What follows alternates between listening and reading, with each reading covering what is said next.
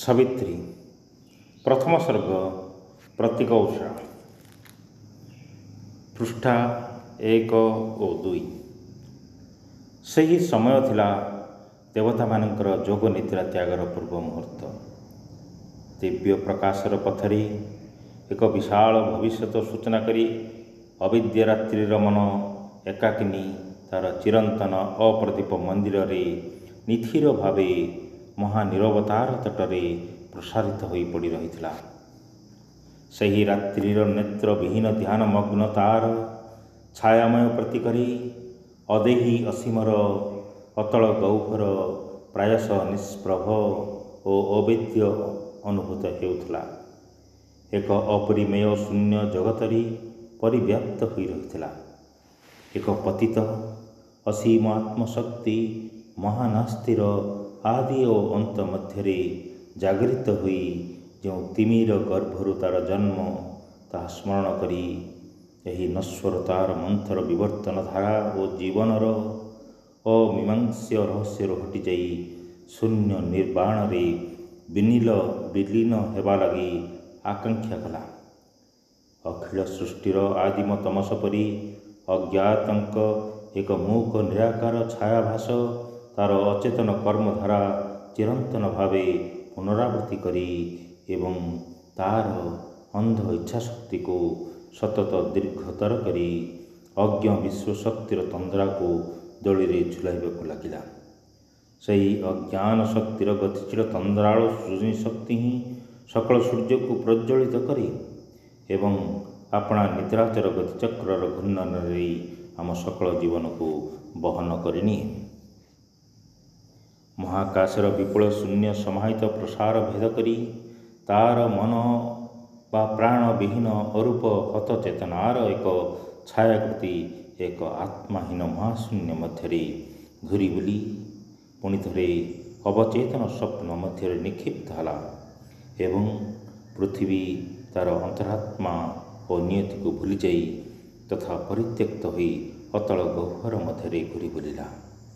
ସେତେବେଳେ ପ୍ରଶାନ୍ତ ଆକାଶ ସବୁ ଉଦାସୀନ ଶୂନ୍ୟ ଓ ସ୍ଥିର ହୋଇ ରହିଥିଲା। ତାପରେ ସେହି ରହସ୍ୟାବୃତ ଅଭେଦ୍ୟ ରାତ୍ରିର ଅନ୍ଧକାର ମଧ୍ୟରେ ଏକ ଲକ୍ଷ୍ୟହୀନ ହଠକାରୀ ଏବଂ ଅତୃପ୍ତ ଅନାମିକା ଗତି ଓ ଅଚିନ୍ତ୍ୟ ଭାବନା ସ୍ପନ୍ଦିତ ହେଲା। ତାପରେ କୌଣସି କିଛି ହେବାକୁ ଚାହିଁଲା ଏବଂ କିପରି ହେବାକୁ ହୁଏ ତାହା ନ ଜାଣି ଅବିଦ୍ୟାକୁ ଜାଗ୍ରତ କରିବା ଲାଗି ଅଚେତନାକୁ ଜାଗ୍ରତ କଲା। ଏକ ଘୋର ପ୍ରସବ ବେଦନା ଦେଖାଦେଇ ତାହାର ଶିହରଣର ଚିହ୍ନ ରଖିଗଲା ଏବଂ ଜଣେ ତାର ଅତୀତ ଆତ୍ମାର ସନ୍ଧାନ କରି କେବଳ ତାର ବାସନାର ମୃତଦେହ ପ୍ରାପ୍ତ ହେବା ସଦୃଶ ଅବଚେତନ ଅନ୍ଧକାର ଗୁହାରେ ଶାନ୍ତିରେ ପଡ଼ି ରହିଥିବା ପୁରାତନ କ୍ଳାନ୍ତ ଅପୂର୍ଣ୍ଣ ବାସନାକୁ ଶିରଃ ଉତ୍ତୋଳନ କରି ତାର ବିଲୁପ୍ତ ସ୍ମୃତିର ମୁଦ୍ରିତ ନୟନ ଯୁଗଳକୁ ମନ୍ଥର କରି ଅପ୍ରକଟ ଜ୍ୟୋତି ଦେଖିବା ଲାଗି ସୁଯୋଗ ଦେଲା।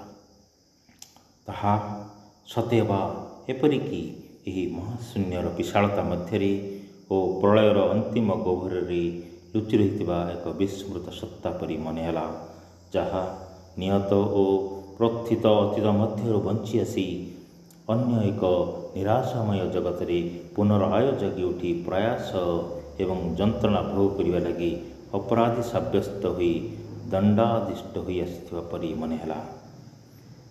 ଏକ ଅରୂପ ଚେତନା ଆଲୋକ ନିମିତ୍ତ କାମନା କଲା ଏବଂ ଏକ ଶୂନ୍ୟ ଭବିଷ୍ୟ ଜ୍ଞାନ ସୁଦୂର ପରିବର୍ତ୍ତନ ଆକାଂକ୍ଷା କଲା। ସତେଅବା ଏକ ଶିଶୁ ସୁଲଭ ଅଙ୍ଗୁଳି କପୋଳ ସ୍ପର୍ଶ କରି ବିଶ୍ୱବସ୍ତୁର ସୀମାହୀନ ଆବଶ୍ୟକତା ପ୍ରତି ଅମନୋଯୋଗୀ ବିଶ୍ୱଜନନୀଙ୍କ ଦୃଷ୍ଟି ଆକର୍ଷଣ କରିବା ସଦୃଶ ଏକ ଶୈଶବ କାମନା ସେହି ଅଗାଧ ଅନ୍ଧକାରର ଅଞ୍ଚଳ ଧାରଣ କଲା। ଅଜାଣତରେ କେଉଁଠାରେ ଏକ ଛିଦ୍ର ଦେଖାଗଲା ଏବଂ ଏକ କ୍ଷୀଣ ହସ ଶୁଷ୍କ ହୃଦୟକୁ ମୋହିତ କଲା ପରି ଏକ ସଂଶୟ ଜଡ଼ିତ ଦୀର୍ଘ ରଙ୍ଗରେଖା ସୁପ୍ତ ପ୍ରାଣର ଦୂର ରୂଢ଼ ତଟରେ ଆଲୋଡ଼ନ ସୃଷ୍ଟି କଲା। ଅସୀମର ପରପାରରୁ ଏକ ଦେବଚକ୍ଷୁ ମୂକ ମହାଗଭୀରତା ମଧ୍ୟ ଦେଇ ଉଙ୍କି ମାରି ଚାହିଁଲା। ସେ ସୂର୍ଯ୍ୟଙ୍କଠାରୁ ଆସିଥିବା ଏକ ପ୍ରାଥମିକ ପର୍ଯ୍ୟବେକ୍ଷଣକାରୀ ଚରସ ଯେ ବିଶ୍ୱର ଘୋର ବିଶ୍ରାନ୍ତି ଓ ରୁଗ୍ଣ ଅବସନ୍ନ ପୃଥିବୀର ଜଡ଼ତା ମଧ୍ୟରେ ଏକ ଅଗାଧ ଅତଳରେ ନିପତିତ ହୋଇ ପଡ଼ି ରହିଥିବା ଏକ ଶୁଷ୍କ ଆତ୍ମା ଯେ ଆପଣା ବିସ୍ମୃତ ଆନନ୍ଦକୁ ବର୍ତ୍ତମାନ ସ୍ମରଣ କରିବା ଲାଗି ଅସମର୍ଥ, ତାହାର ସନ୍ଧାନ ଲାଗି ଆସିଥିବା ପରି ଅନୁମିତ ହେଲା। ସେହି ଦିବ୍ୟ ଚକ୍ଷୁ ଏକ ମନହୀନ ଜଗତରେ ହସ୍ତକ୍ଷେପ କରି ତାର ବାଣୀ ଅନିଚ୍ଛୁକ ବା ବିମୁଖ ନିସ୍ତବ୍ଧତା ଭେଦ କରି ପ୍ରସାରିତ ହେଲା ଏବଂ ଚେତନା ଓ ଆନନ୍ଦକୁ ଦୁଃସାହସିକ ଅଭିଯାନ ସକାଶେ ଆମନ୍ତ୍ରିତ କରି ଏବଂ ବିଶ୍ୱ ପ୍ରକୃତିର ବିମୋଡ଼ ହୃଦୟକୁ ବିଜିତ କରି ଦର୍ଶନ ଓ ବୋଧି ଲାଭ କରିବା ଲାଗି ପୁନଃ ସ୍ୱୀକୃତି ଦେବା ସକାଶେ ବାଧ୍ୟ କଲା।